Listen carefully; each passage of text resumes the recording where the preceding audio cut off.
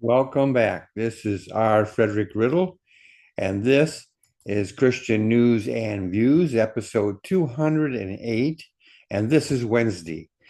And I'm going to take a look at a rather long article here, so I'm just going to take excerpts from it. Today is Wednesday, of course.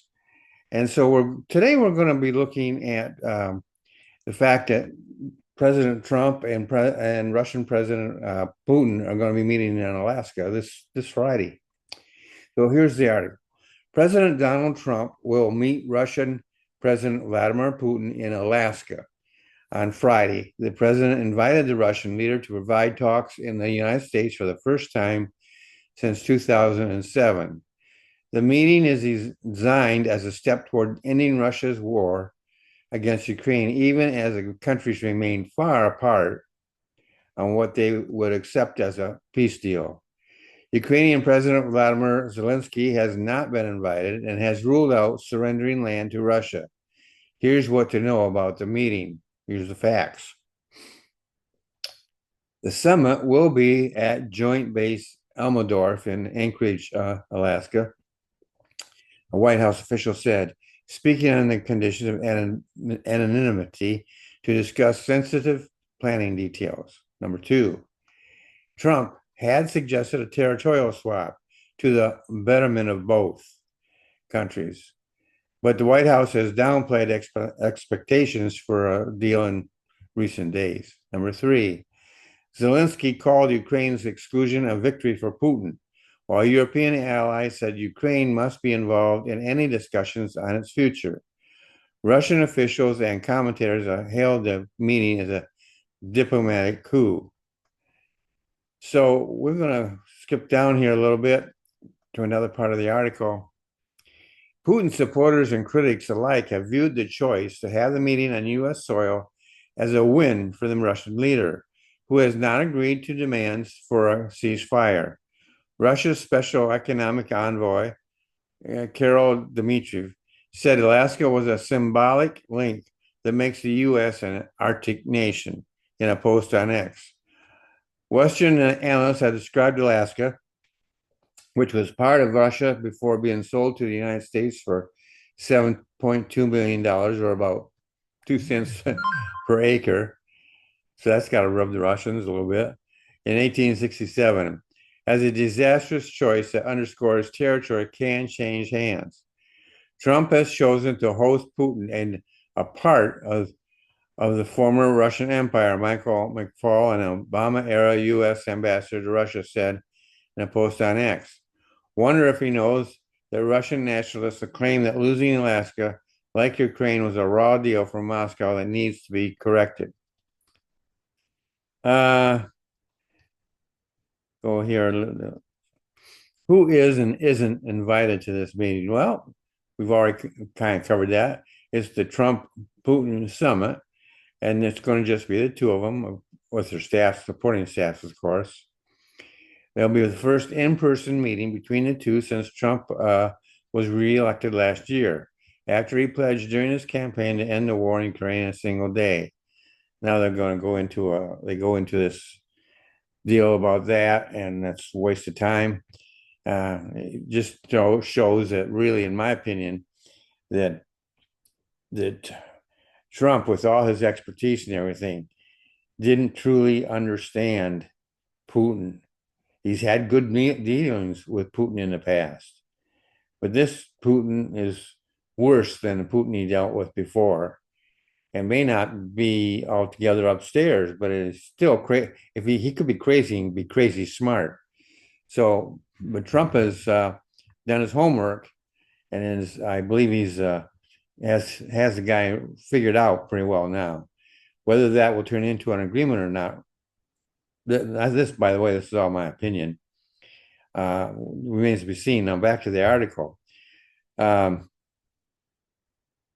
Trump is also the first president to invite Putin to the U.S. since George W. Bush in 2007, although the Russian leader attended the UN General Assembly in New York in 2015. So they met together in 2015, or rather during Trump's first term, 6 times.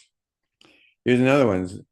Zelensky has not been invited, despite the leading the country Russia invited in 2022.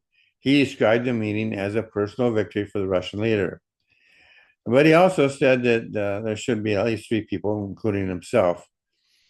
Asked why Zelensky was not included, White House Press Secretary Caroline Leavitt said Trump is agreeing to this meeting at the request of President Putin.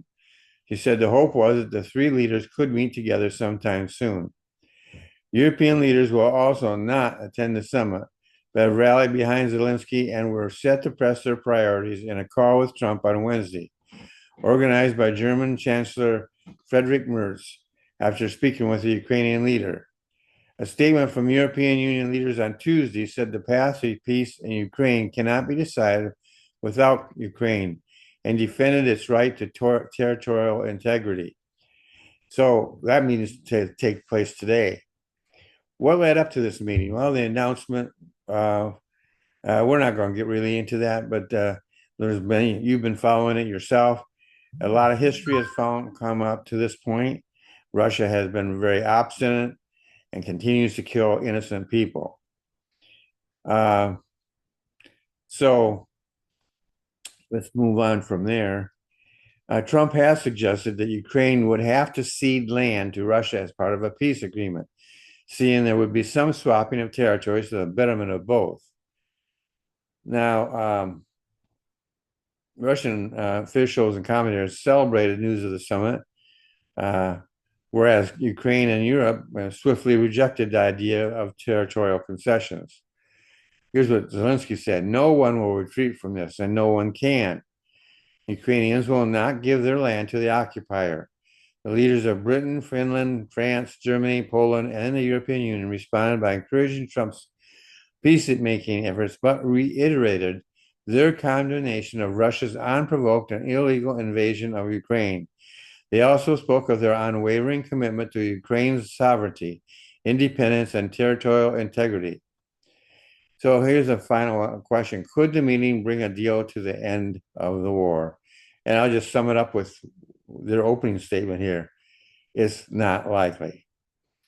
So the reason it's not likely is because the suggestions that Trump is making of a land swap are being rejected by Ukraine. And I think that they are correct in doing that. That is their land, not Russia. And I don't care that Russia once controlled the land. England once controlled this land. France controlled different parts of this land. Neither one of them have any territorial rights or expectations here. And so the same truth applies to Ukraine. You have to look at it that way. What happened in the past is history. Ukraine is today an independent country. And by the way, Russia has previously signed an agreement acknowledging that. And it's an agreement they violated themselves when they invaded Ukraine. So there's very little here to go on for peace. If anybody could pull it off, I think that Trump could. But to get the Ukrainians to give up land that they consider their own, to let a war criminal, which Putin actually is, win in this thing, any kind of win, it's just kind of boggles the mind to think that it could happen. We'll have to wait and see. Hopefully, a ceasefire can come from this, and maybe even a truce of some sort, where they have some kind of an agreement, maybe an agreement between them that they just won't fight for one another for a while, stay out of one another's lives. That would be a victory in itself. But actual real peace, a peace treaty, even if there's one that comes about, can we trust Putin with his history? I doubt it. So we'll have to wait and see how this all goes down. Well, hopefully this has been at least informative to you and given you some thoughts that you might want to consider. Chew on it, debate it amongst yourselves, and if you feel like it, feel free to comment one way or another. Be civil. That's all I ask. You don't have to agree with me. And just if you do disagree, or even if you agree, feel free to give your reasons. I'd be interested in them. And who knows, they may be addressed right here in this podcast. Well, you have a great day, and I will look forward to seeing you in the next episode.